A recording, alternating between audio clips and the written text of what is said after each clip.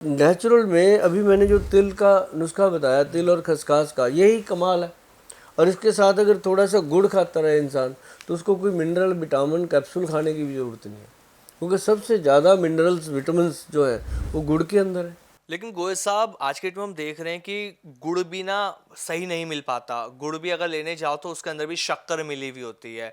तो कहीं ना कहीं हमें इस चीज़ का भी ध्यान रखना होगा कि केमिकल वाला गुड़ नहीं होना चाहिए, उसके अंदर शक्कर नहीं होनी चाहिए, पूरी तरह से प्योर गुड़ होना चाहिए। देखो, आप साग बनाते हो घर में, सब्जियां बनाते हो, गुड़ भी तो बना सकते हो। बिल्कुल। 5 लीटर रस ले आओ गन्ने का, उसको कढ़ाई में लगाओ, हिलाते रहो पूरा दिन। बड़ा तरीके हैं उसके, है ना। और अगर कोई तरीका देखना है तो यूट्यूब पे बहुत लोग सिखाते हैं। हाँ, सिखाते हैं, वो सीखो आप उनसे।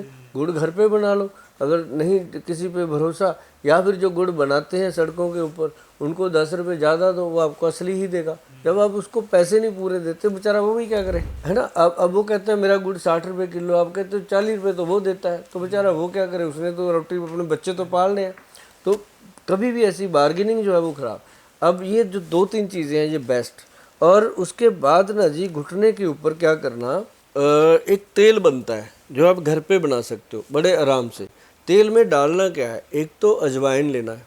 अजवाइन आप लोगे 2 चम्मच बड़े वाले, और उसके अंदर एक बड़ा लहसुन का पूरा पीस, और फिर उसके अंदर आप डालोगे एक अजवाइन हो गया और एक लहसुन हो गया, और ये दोनों चीज़ें, और एक तिल का तेल 250 ग्राम, 250 ग्राम तिल का तेल ले लिया। इनको पकाओ अच्छे से, जब पक जाए, काला हो जाए, तो उसको नीचे उतार के ठंडा करके छान के इसको रख लो अच्छे से, मसल के अच्छे से, तो छान के रख लो। जब भी आपको लगता है दिन में 2 बार 3 बार समय, तो उसको घुटने पे धीरे धीरे धीरे धीरे ऐसे करके मसाज करो।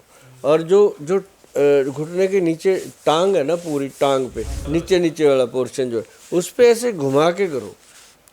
मतलब ऐसे लंबा नहीं, तेल लगा के उसको ऐसे ऐसे घुमाओ, मसल पूरा, क्योंकि इसके अंदर ब्रीक वेन्स होती हैं जो ब्लड सर्कुलेट करती हैं। उनके अंदर जब ब्लड जम जाता है, चलता नहीं है, तो वो क्या होता है कि इतना स्टिफनेस हो जाती है कि वहाँ सप्लाई नहीं पहुँचती और वो फ्लूइड जमने लगता है।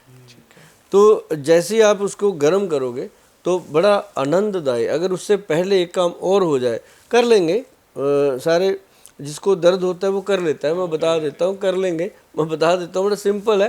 करना क्या होता है, या तो सिंपल गर्म पानी से इसको हॉट कर दो, ताकि अंदर तक पूरा ये जॉइंट जो है वो गर्म हो जाए, और उसके बाद वो तेल की मालिश करो। तो गोयल साहब, गर्म वाटर से भी तो सिकाई कर सकते हैं वही, ना हम इसमें? हाँ वही, और वो फिर कर लो। अगर बीच में ज़्यादा दर्द हो रहा है, चीज़ पड़ रही है, और बहुत ज़्यादा पेन हो रहा है, और शादी का कार्ड आया हुआ है, 2 घंटे बाद जाना है, जाने को मन नहीं कर रहा, तो उस समय एक बढ़िया नुस्खा, बुजुर्गों का दिया हुआ, ग्रंथों में लिखा हुआ, बिल्कुल प्रमाणित, करके देखिएगा।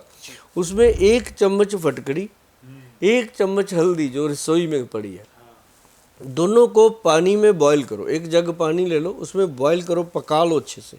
जब आपको समझ आ जाए कि पूरा पक गया, हल्दी और फटकड़ी का पानी, उसको ऐसे कॉटन से लो, यहाँ रख दो, फिर कॉटन भरो, यहाँ रख दो, कॉटन भर। आप करते करते आपको लगेगा कि ओके हो गया काम, दर्द कम हो गया।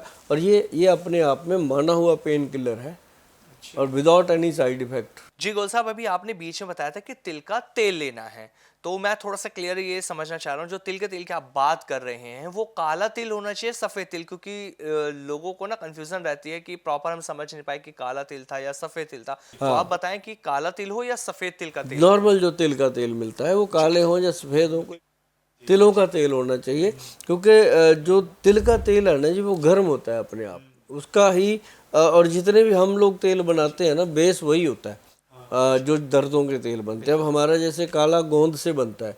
अच्छा, एक बात और बताता हूँ, एक ना वो आता है जटामांसी, तो वो जो जटामांसी है उसका पाउडर, काला गोंद जो ब्लैक गम होती है उसका पाउडर बना के उसमें मिक्स किया जाए, और उसको अगर लेता है पेशेंट, उससे भी बहुत फर्क पड़ता है। अच्छा गोयल साहब, एक चीज़ थोड़ा सा और क्लियर मैं आपसे पूछना चाहता हूँ। अभी जैसे आपने जटामांसी और गोंद के पाउडर की बात करी, तो ये दोनों कितनी कितनी मात्रा में लेने, क्वांटिटी क्या होनी चाहिए, ये भी आप थोड़ा बताएं। क्योंकि कहा जाता है ना कि अगर हम कोई नुस्खा घरेलू अपना रहे हैं अपने रसोई के अंदर से, तो जो उस नुस्खे को बनाना है उसकी जो क्वांटिटी है वो प्रॉपर होनी चाहिए। तो इसकी क्वांटिटी क्या हो, इन दोनों की आप ये भी बता दीजिए। हाँ, जो काला गोंद है वो आप मान लीजिए आपने ले लिया मुश्किल से 20 ग्राम, उसके अंदर 10 ग्राम जटामांसी डाल दिया, उसका पाउडर बनाना है। छोटी सी अमाउंट है, क्योंकि हम तो बनाते हैं उसका कैप्सूल बना के दे देते हैं लोगों को, खाते हैं लोग, बड़ा आनंद आता है। लेकिन अगर घर पे बनाना है तो 20 ग्राम वो और 10 ग्राम वो ओरिजिनल लेना। काला गोंद, काला गोंद में बड़ी प्रॉब्लम है। तो ये अगर काला गोंद ही मिल जाए आपको, असली वाला जो पेड़ से सीधा आता है, वो मतलब एकदम मतलब परफेक्ट चीज़ है। और जिसको हमने 3-4 महीने खिला दिया ना जी, 6 महीने तक, उसको वही डॉक्टर बोल देते हैं कि आपको ऑपरेशन की ज़रूरत नहीं है। आप ये चीज़ें जो मैंने बताई हैं ना जी, अगर ये दर्शक अपने इन चीज़ों को यूज़ करेंगे तो कहेंगे कि थैंक यू गोयल साहब। वीके न्यूज, राष्ट्र के नाम।